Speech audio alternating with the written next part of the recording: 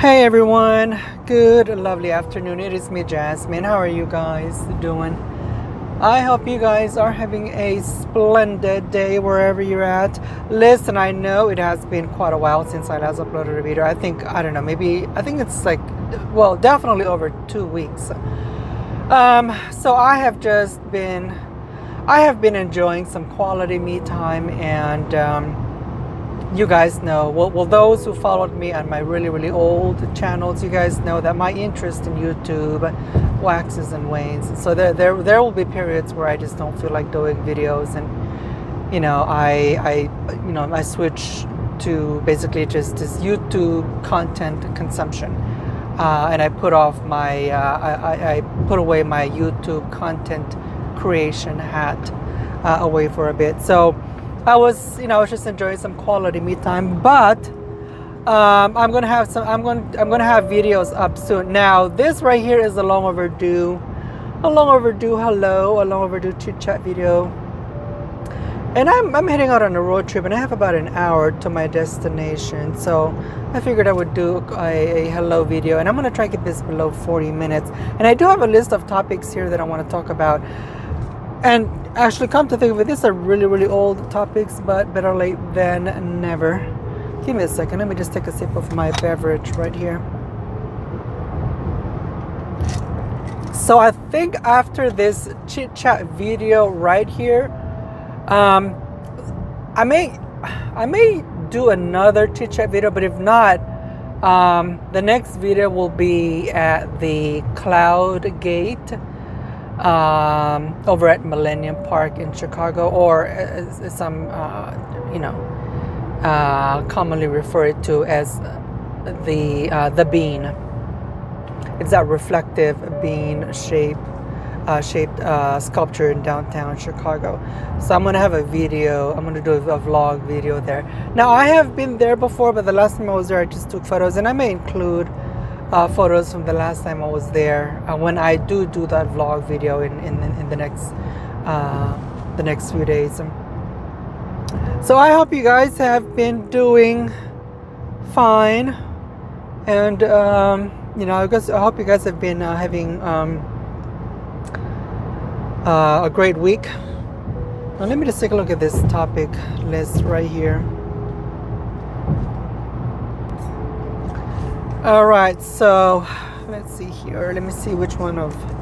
I know I'm not going to cover all of these. I may skip some of these, but these are like really old. Now, the way I come up with topics is, if I see something interesting online, if I hear about something interesting, I do have a notepad. I do have a notepad in the small notepad in the one of the pockets of my purse, and I use it to write down notes. And sometimes if I think of something that I want to talk about on YouTube, I will make a note of it. And that list, it builds up, and I do try to do the chit chat videos every now and then, but you guys know how it is, especially those who followed me in my old channels. And sometimes I just I'll feel like doing a video, and I don't know, maybe like an hour later my mood changes, and so whatever I had planned, whatever I have on the list, they just get shelved. And sometimes I don't even get to them for like 2, 3, maybe even a whole month. All right, so let me talk about that whole. Let me just give you a quick view about that whole Titanic Ocean Gate sub. Now let me share with you something about me and the open sea. Now, I grew up next to the waters. I grew up next to the sea. I know how to swim. I have no problem, when it comes to swimming and all, and fishing and all of that stuff that comes with living next to the water. But when it comes, so I have this, I guess I'm not going to call it an unhealthy fear, but it's something that I've always, it has always frightened me ever since I was a little kid. So for those of you who are familiar with, living by the coast, the tropics and so forth.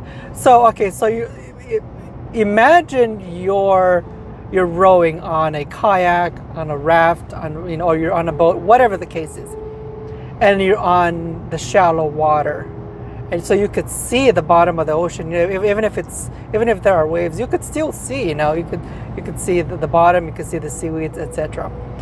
But as you work your way towards the deeper areas, it starts to turn bluer and bluer, and when you get to that point where it transitions from like the shallow, even though it's getting deeper, you could still see the bottom. You could still kind of make out the bottom.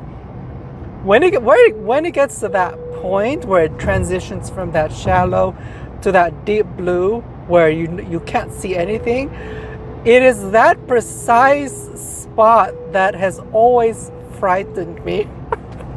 And I'm giggling because it's kind of silly. Like, okay, Jasmine, you spend your whole childhood next to the ocean. That's something that you should be used to by now.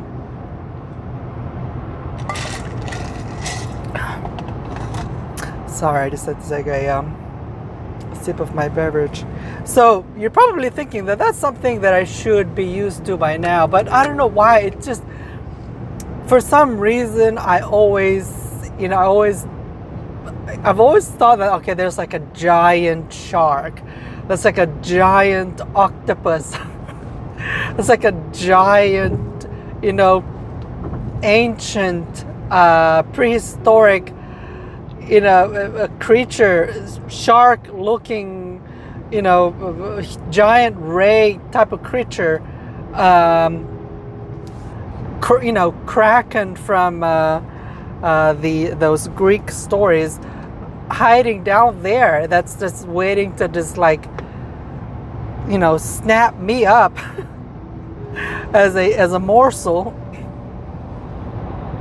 I'm being silly. I'm being dramatic, but for me, I've always thought that there's like a giant shark just waiting down there.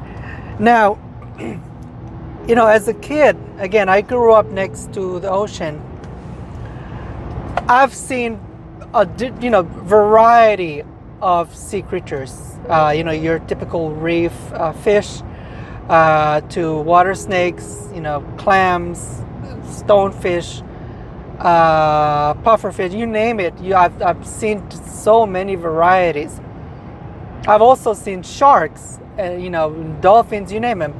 And sharks, for some reason, I've always I do have a fear of sharks, and I think that's, I'm not going to say it's universal. I will say a lot of people do have fear of sharks, and I think movies that feature sharks as like the bad, as like the bad character, the bad creature. I think they've done sharks a great injustice, a great harm, because they've only amplified those fears. But anyways, so where I was getting at was, when it comes to the deep sea, I don't care. I mean, maybe if listen, I mean, if I were to step into a sub type vessel, it would have to be a vessel that everything checks off. It has passed all manner of rigorous inspection, testing. That's the only way for me to get into one. But other than that, you're not, especially for that Ocean Gate, where people were saying that it was, it was just, I mean, the CEO was cutting some corners, and he was skipping on highly recommended inspections and rigorous testing. Listen, that's not something that even if you offered to me as like a free vacation, all paid for. No, I'm not getting myself, I'm not going to waddle my tail into one of those. The hell no. So that's my thought on that sub. And anyway, so I wanted to share with you like a childhood fear, you know, of like the deep sea. And now here's the funny part. Now when I get into like so when the boat passes that transition point, and then it gets to like the out in the deep sea, you know, you can't see the bottom, it's just blue everywhere. Now that's when I'm fine with that. It's, you know, that fear goes away. But when I return back and I get back to that transition point where you see a little bit of the shallow part and you see that deep blue, that's when that fear comes back. It's just, I don't know why. It has been a while since I've been out to sea, and I've been to that kind of transition area, so maybe it's completely gone by now. But I have vivid memories of when I was young, and keep in mind, well, let me share with you. So, you know, when I was a kid, I don't know about your childhood, but when I was a kid, you know, me and you know the other kids that I grew up with, families and friends and all and so forth, you know, we were not restricted by where we had free reign. We could go out for miles, to include out to the sea. You know, we learned a lot of skills, you know, as young as you know, little kids. And so I would go out by myself. I would go out, you know, I would enjoy fishing and do all of that. And sometimes, you know, some of the you know, because even as a little kid, you know, you get to learn the ideal spots, you know, where you want to go, where you know you're most likely going to catch certain types of fish, or at least know that, you know, fish will be around there, kind of like in that area. Sometimes getting to those spots involved, you know, going out a little bit and passing you know, going from like a shallow to a deep, going over like a deeper area, then back to like a shallower area. And so, you know, when I'm out there by myself, if I were like when I went fishing with like other people, other kids, other friends and so forth, that was really not, it was less an issue. But when I was out there by myself, oh my goodness, as soon as I reached that part of the sea where, you know, you start seeing the deep blue, it never failed. I would start thinking about sharks, like giant sharks. And I know it's kind of silly. Anyways, so that ocean gate, let me get back to that ocean gate. The idea of sitting inside of a sub and then, like, you know, just sinking down to the bottom and all you see is nothing but blue. I don't know. That's not something that I think I could do. Maybe, you know, I don't know. I mean, even I know I said earlier that it would have to be a sub that is, you know, that goes through rigorous inspection. But I think, you know, even at that, I mean, I think when it comes to that point where I have to step in, where I have to cross the threshold and step into the sub, I'm probably just gonna like back out of it, because it's not something that for starters, it's not something that I would find fun at all. I mean, if you look at, like, okay, so, you know, when that thing happened and you start seeing all of the what do you call this, the 3D rendering of what the sub looked like inside, with the human figure sitting inside, that thing looks tiny, for crying out loud. That's not something that I would find fun at all. Now, if an alien ship crash landed on planet Earth and it's, you know, and crash crashed, let's say in the Mariana Trench or somewhere in the Pacific Ocean, and I were like, a biologist or some type of scientist called by the CIA to be part of the initial team to inspect that crash and see if there are any survivors. Of course, I would definitely, my fears would be set aside, because the sheer excitement of getting to see like an alien spaceship, that would just overwhelm my senses. And so I would say, like, what the heck, let me be the first to enter that sub, because the excitement would just be overwhelming. But other than that, I mean, if it's going down to see a sunken ship, Titanic, whatever, I just don't feel it. I would rather, hike up a mountain than to get in a sub to go see a sunken ship. I mean, what's so special about the Titanic? It had its day, it sunk, and the movie was made about it, and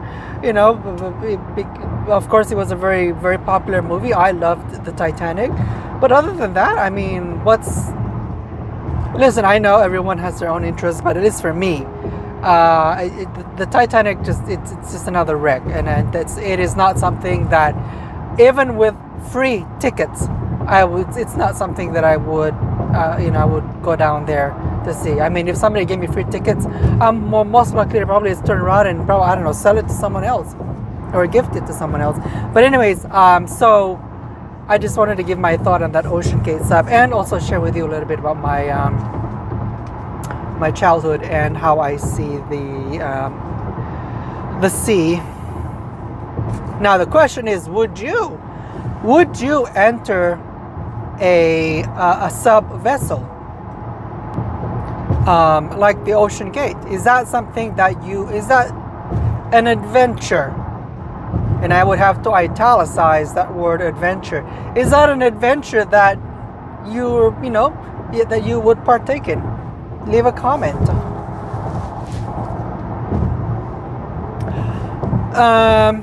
Now let me say this. Listen, my heart goes out to those who lost family members. Now we all heard, we've all read and heard the news that that catastrophic implosion. All but assured that the passengers had pretty much a painless instant demise. So that's, I mean, I don't know if the word comfort is appropriate, but that, I mean, at least I want to say that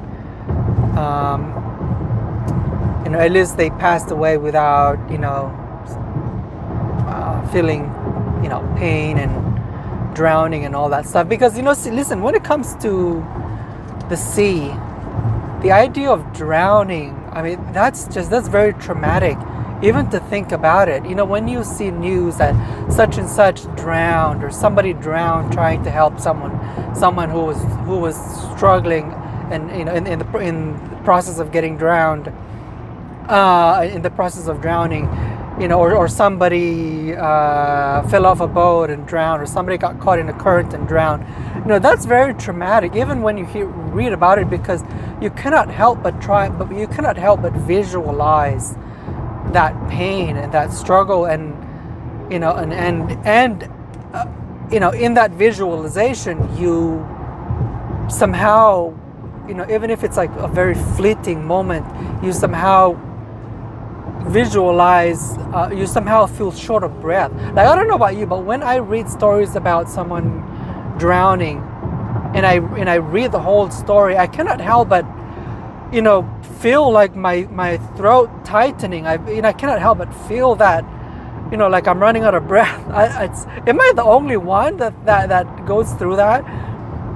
Because it's not, the idea of drowning is a very traumatic thing. It's not, it's not like an instant death. You're struggling for air, and then you start swallowing all that water, and it's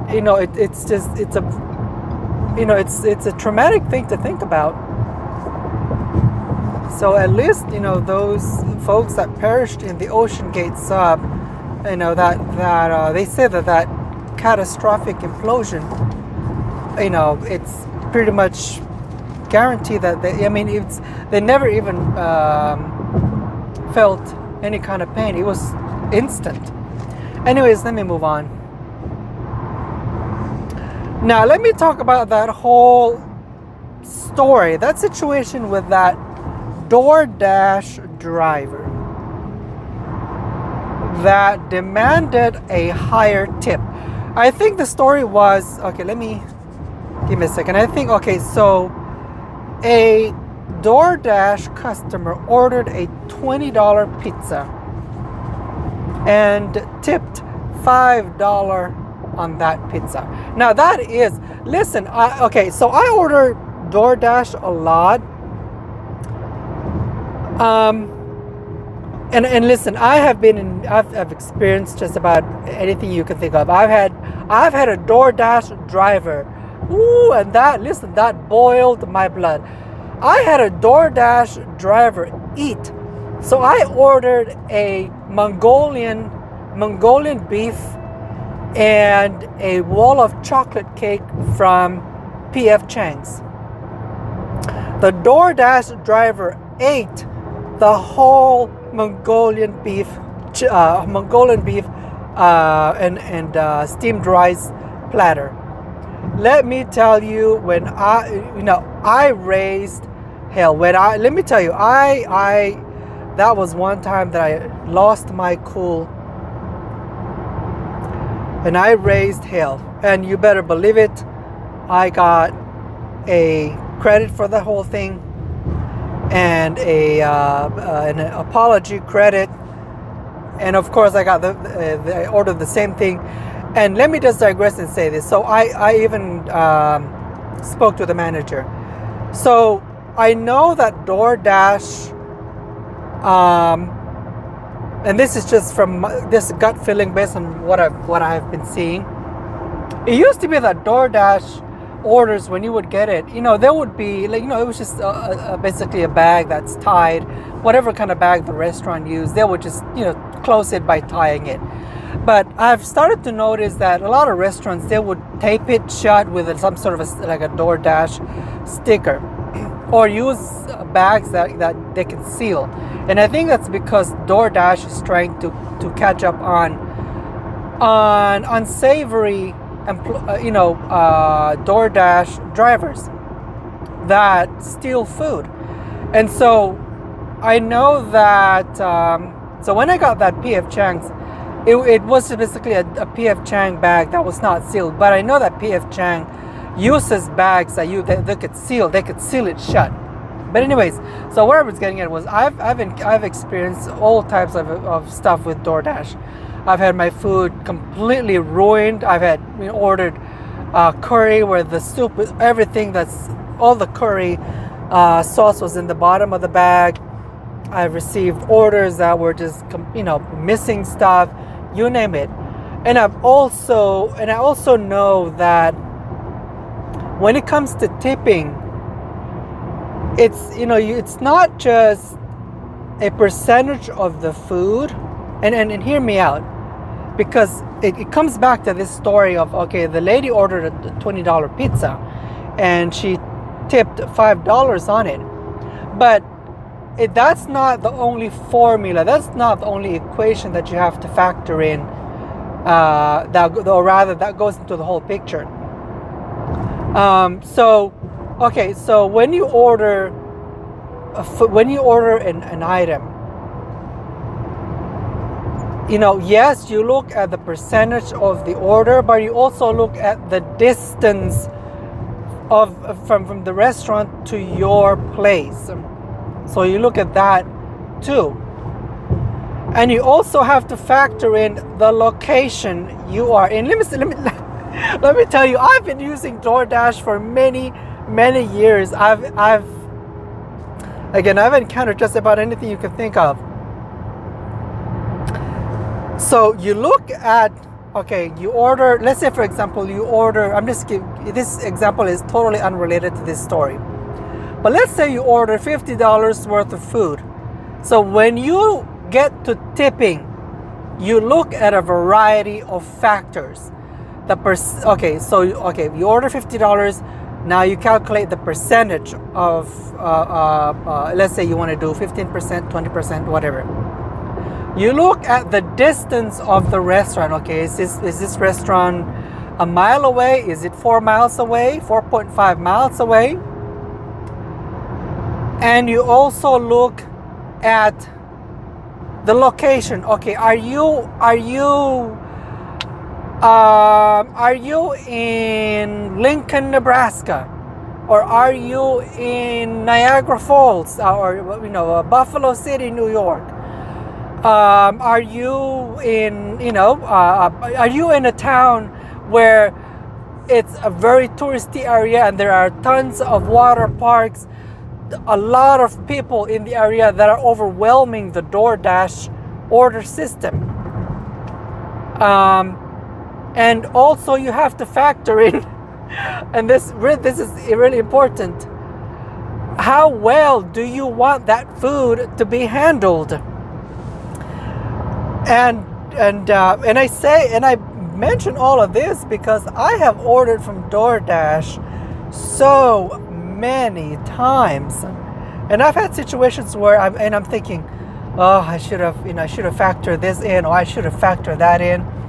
So take it from me, when it comes to that tipping, you have to at least you have to involve. I'm not going to limit it to four areas or four factors, but at minimum you should include those.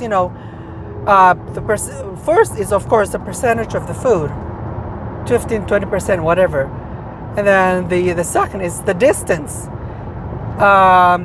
That driver may have to drive a certain amount of a mile, 2, 3, 4 miles, maybe, and then the location.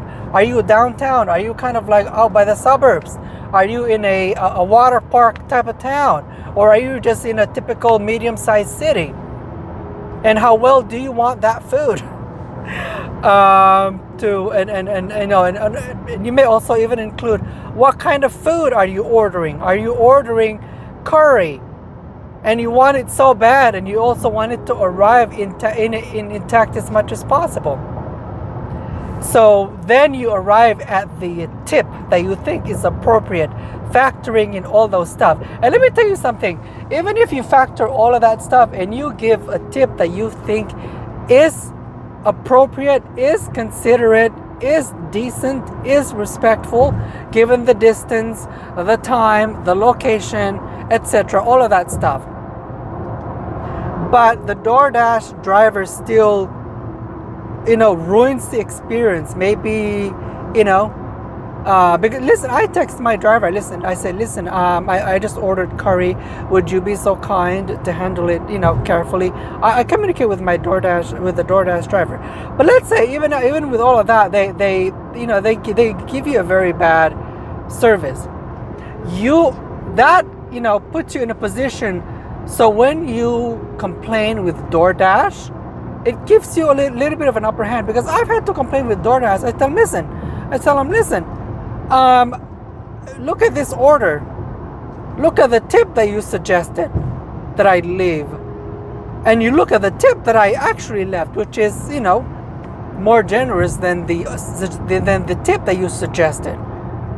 Yet this driver did this and that, and of course I take photos and I send all of that. And so of course, that puts me in a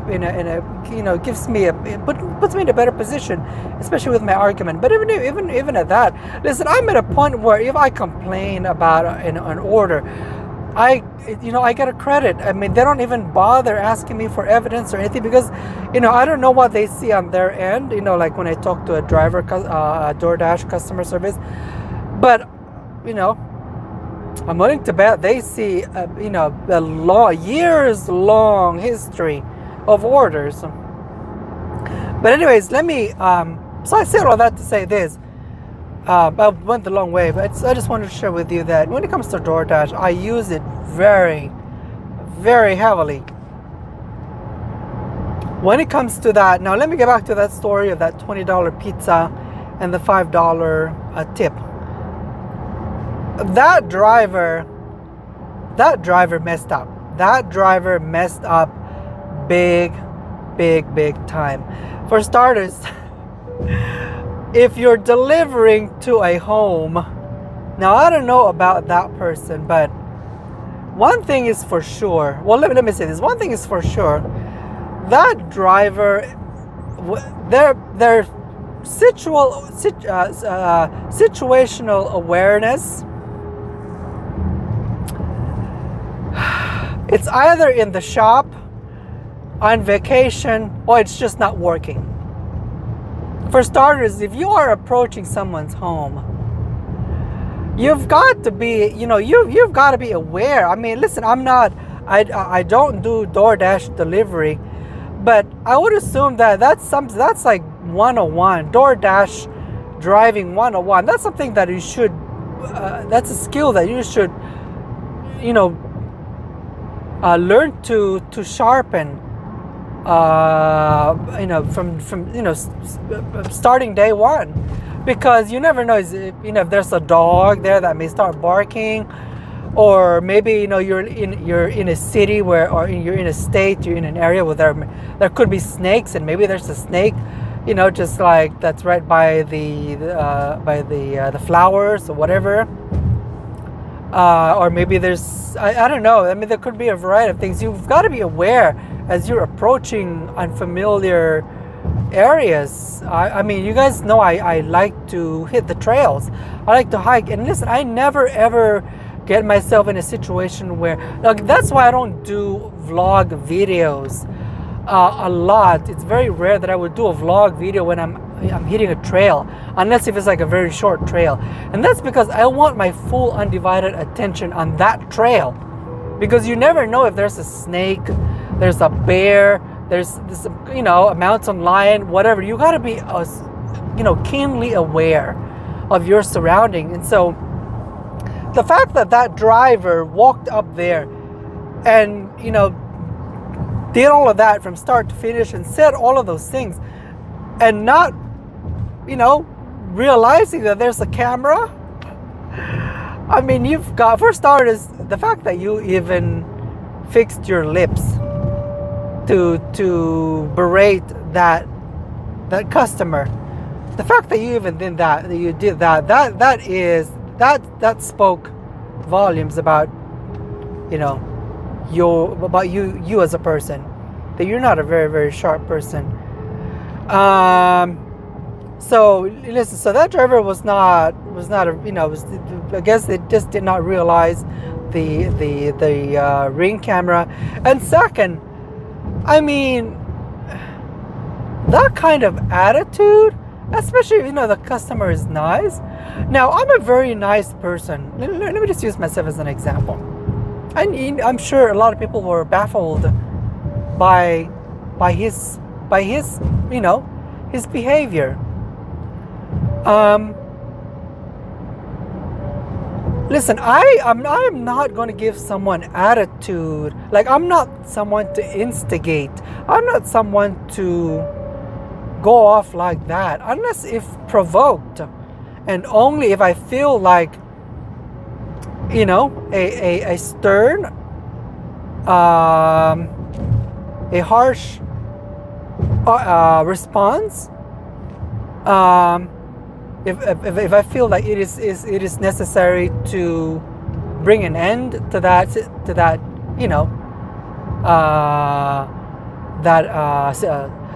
situation right there, that moment.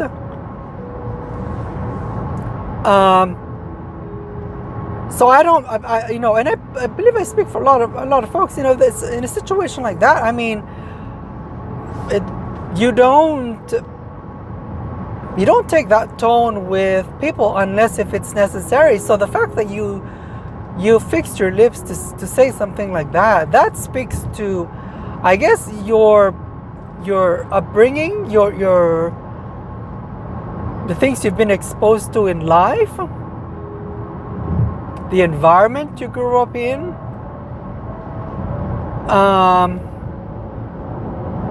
I mean, something like that is it's baffling to a lot of people. Like, why would you say something like that? I mean, if you're not happy with a tip, guess what? That's the nature of the food delivery business.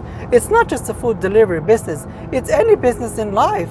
Sometimes you're going to get a good tip. Sometimes you're not going to get a good tip. Sometimes you're going to get a good experience, and sometimes you're not. That's everything in life. Sometimes a car dealership they're gonna meet their sales quota of the month, and sometimes they're not. Sometimes an airline is gonna have a particularly good summer, and sometimes they're not. Sometimes a hotel is gonna sell out in a particular summer month, and sometimes they're not. That's life. It's everywhere you go, everything you do, and you just have to keep it moving and try and improve on the little things that you think would help. Like, for example, I've read some stories of DoorDash drivers, and listen, let me share with you also a personal experience. I know when a DoorDash driver is a good one. When I place my order and I get a message from my driver saying, "Hey Jasmine, I'm on my way to grab your food. There's a little bit of a traffic, but it should not affect the delivery time." And then when they get to the restaurant, "Hey Jasmine, I just arrived at the restaurant to pick up your food." And then I also got another message like a minute later, "Hey Jasmine, I just grabbed your food. I'll bring it to you, and I want to assure you that it's going to be handled with great care." Those tell me that, oh, that's a good driver. That's a driver that goes out of their way. And you know what? So I always leave a tip in the app. That's my default. That's my default. What do you call this? Procedure when it comes to placing an order on DoorDash. But you know what? When I see that exchange, and my gut feeling tells me that this is a good driver, I send him a text. "Listen, when you deliver my food," because the way I have my food delivered, I always do it, even though the pandemic is over. I always ask, "Leave it by the door and knock 3 times." That's like I always do that. "Please leave my food by the door and knock 3 times." But when my gut feeling that tells me, "Listen, this is a really good driver. This is a really good driver. They're going out of their way to communicate with me. They want me to know that they're on top of it, and they're going to handle my food with great care." You know what I tell them? "Listen, when you knock on that door, just hang tight for a minute. Let me come grab the food and give you an extra cash tip."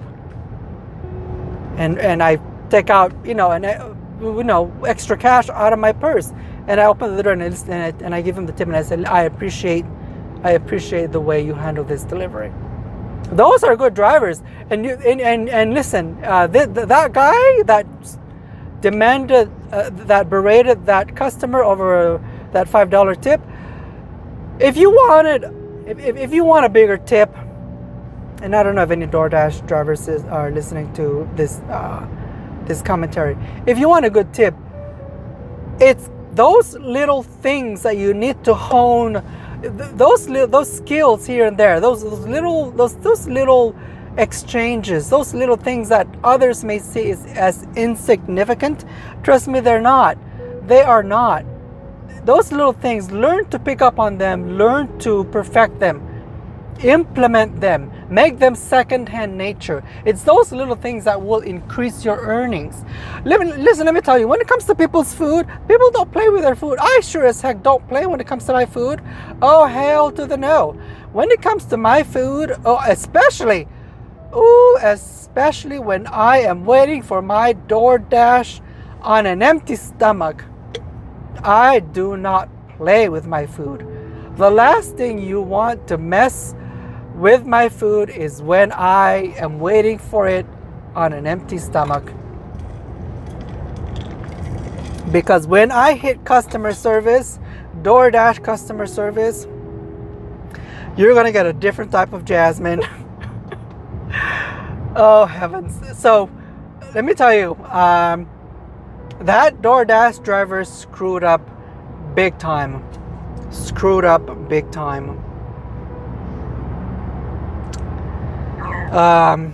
You know, he clearly, I mean, listen, for starters, make it a default assumption that when you're walking up to someone's house, just automatically assume that they have a Ring camera. Just make that like a default assumption. I mean, practically everyone out there has a Ring camera on their home.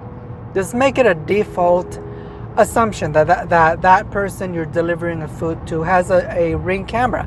So be on your best behavior, because you never know if you're gonna be viral. But see, that driver probably felt a sense of entitlement. I don't know what was going on in their mind, but clearly they felt no. I guess they felt no sense of restraint. I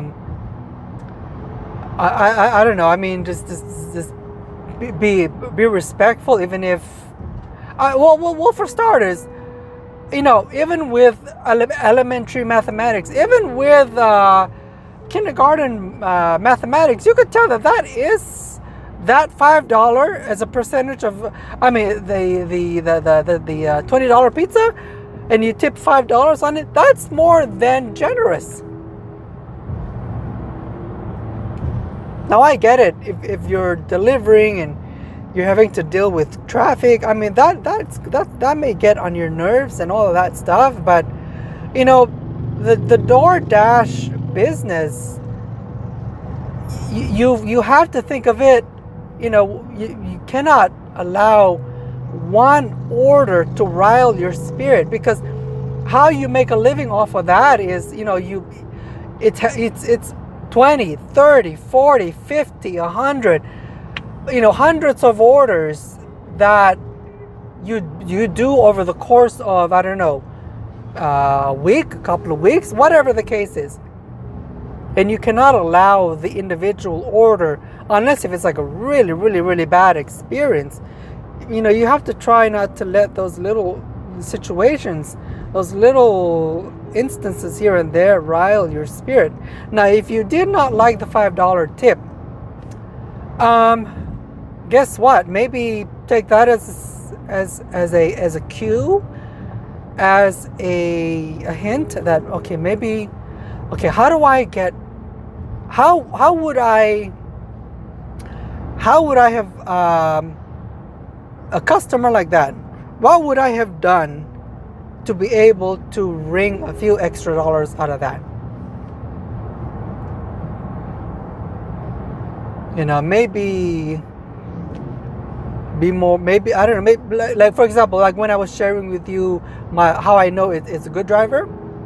See, if the drivers I've had that communicated with me and told me that they were going to handle my food with care. See, if they were like just your typical average driver that don't even text you at all, the only communication that they have with you is when they take a picture of your food after they drop it. If it's just like your average, run-of-the-mill typical driver, all they're going to get is the tip that I left in the app. That's it.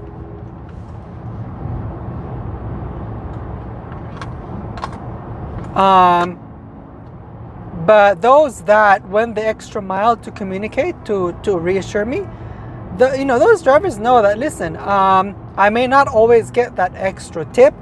I may not always get that, I may not always, get that customer that will take the time to leave a good review. But if I stay on this course of going the extra mile, giving that extra good customer service, that increases the odds, that increases my chance that increases my chance that I am going to get that extra tip. So that DoorDash driver really screwed up big time. He could have used that as a learning experience. Now, of course, the news says from what came out is, DoorDash took him out of the delivery platform, so I guess he's no longer delivering for DoorDash. But who knows? Maybe he's trying different apps like Uber Eats and so forth. All right. So let me bring up this third one, and I'll wrap this up. So what do you guys think about that new Instagram Threads app? Now, it is still in its infancy, and I do think that there are some areas that it could improve upon. But I think I see it as a welcomed platform, into the social media universe, because Twitter does need a competitor. Now, even though I don't use Twitter and Threads that heavily, I still think that Twitter, in terms of its usability, in terms of its, I guess, gravitas, in terms of its, what do you call this? The sort of like real estate that it occupies in the minds of people. Twitter, in my mind, still has that public square image, that public square reputation. It's still seen as an outlet, as a platform to make announcements on. Threads, on the other hand, to me, at least for me, and others may have a different opinion, I don't see it just yet. I don't see Threads in the same elevation, in the same seriousness, in the same presence. I don't see it as occupying that type of public square, in the middle of a town type of real estate that Twitter occupies. I still don't see Threads in that same of that weight. I see it as a casual, just a casual platform for people just to post, brief thoughts and so forth, which is a good thing. But let's wait and see. Let's wait and see. And I think Zuckerberg and the team that's behind Threads, I think they're very, very happy. They are very, very happy with the insanely successful launch. And I think their goal now is to try and get the app to basically replace, not so much replace, but to get it to be taken with the same seriousness as Twitter. Now, you put aside your views of Elon Musk and all of the nonsense, and well, let me claw that word back because I don't want to sound political. If you put aside Elon Musk and all of the colorful theatrics surrounding Musk and Twitter, put all of that aside, Twitter is still seen as a heavyweight, or rather is still seen as the public square to make important announcements, to make professional announcements, etc. If you think of, let's say, a small town, let's say a small town in the middle of Wisconsin, you would have that, if you go to, for those of you that are familiar with the layout of a small town, typically when you go to a small town, in the middle of the town, you will see the post office, you will see the city hall, the police a small police station, if there is one, um, and maybe like a senior citizen bingo hall, whatever.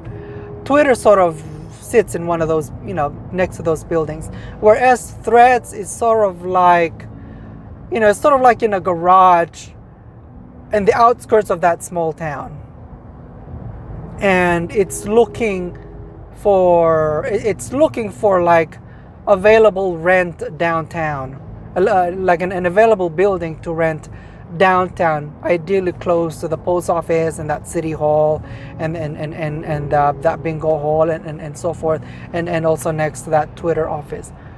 But it has yet to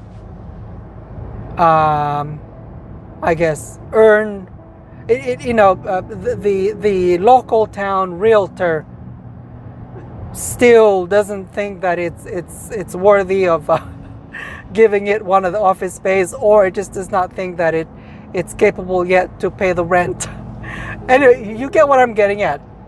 Threads is it's still not of the same caliber, not of the same level as Twitter in terms of its gravitas, its seriousness, its reputation, the real estate in the minds of the general public that it occupies.